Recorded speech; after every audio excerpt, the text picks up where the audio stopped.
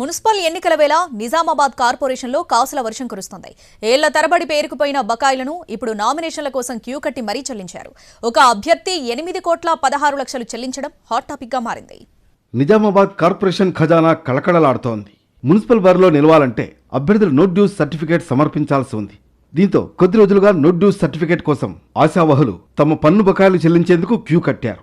ఏళ్ల తరబడి బకాయిలు పేరుకుపోయి నోటీసులు ఇచ్చినా, జరిమానా విధించినా పన్నులు చెల్లించేందుకు ససేమిరా అన్న బడాబాబులు ఇప్పుడు నామినేషన్ల కోసం చెల్లించారు.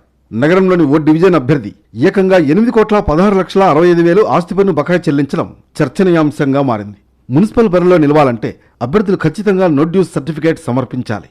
కార్పొరేషన్ నుంచి జారీ చేసే ఆ సర్టిఫికేట్ కోసం 3 రోజులుగా మున్సిపాలిటీల చుట్టూ అభ్యర్థులు ఆశావహులు చక్కర్లు కొట్టి తమ బకాయిలు చెల్లించారు. మున్సిపాలిటీలకు ₹1 బకాయి ఉన్నా నామినేషన్ను తిరస్కరించే అవకాశం ఉండడంతో దాదాపు 9 కోట్ల వరకు చెల్లించారు.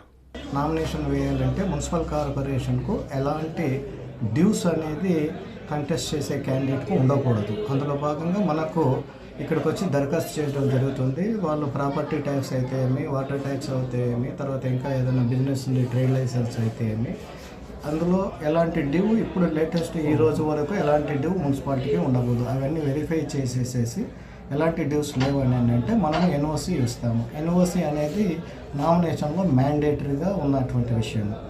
నిజామాబాద్ జిల్లాలో ఓ కార్పొరేషన్తో పాటు బోధన్, ఆర్మూర్, భీమ్గల్ మున్సిపాలిటీలు ఉండగా కామారెడ్డి జిల్లాలో కామారెడ్డి, ఎల్లారెడ్డి, బాన్సువాడ, బిచ్చుకుంద మున్సిపాలిటీలు ఉన్నాయి. 2025-26 ఆర్థిక సంవత్సరానికి 100% పన్నులు వసూలు చేయాలని మున్సిపల్ శాఖ టార్గెట్ విధించింది. నిజామాబాద్ కార్పొరేషన్లో ప్రభుత్వ, ప్రైవేట్ ఆస్తి పన్ను బకాయిలు 135 కోట్లున్నాయి. ఇప్పటి వరకు 23 కోట్లు వసూలయ్యాయి. మున్సిపల్ ఎన్నికల వేళ మరో 9 కోట్లు వసూలైంది.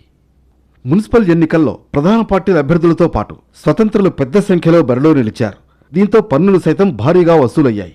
మొత్తానికి ఎన్నికల పుణ్యమా అని వసూళ్ల భారం తగ్గిందని అధికారులు ఊపిరి పీల్చుకుంటున్నారు.